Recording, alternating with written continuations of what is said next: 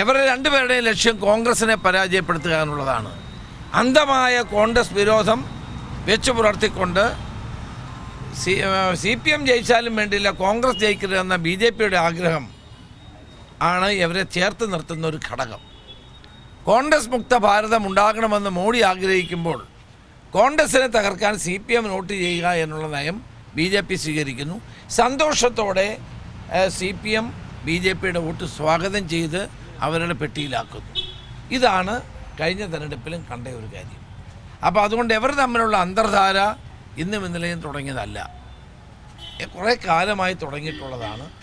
MV Govindan ആ സത്യം തുറന്നു പറഞ്ഞു എന്ന് മാത്രമേ ഉള്ളൂ. അത് EP ജയരാജനും അത് പറഞ്ഞ കാര്യമാണ്. അപ്പോൾ ഇവർ രണ്ടുപേരും തമ്മിൽ എന്താ വ്യത്യാസം? അപ്പോൾ LDF കൺവീനർ സ്ഥാനത്ത് നിന്ന് EP ജയരാജനെ മാറ്റിയത് പോലെ CPM സംസ്ഥാന സെക്രട്ടറിയെയും ഇനി മാറ്റുമോ എന്നുള്ളതാണ് എല്ലാവരും കാത്തിരിക്കുന്ന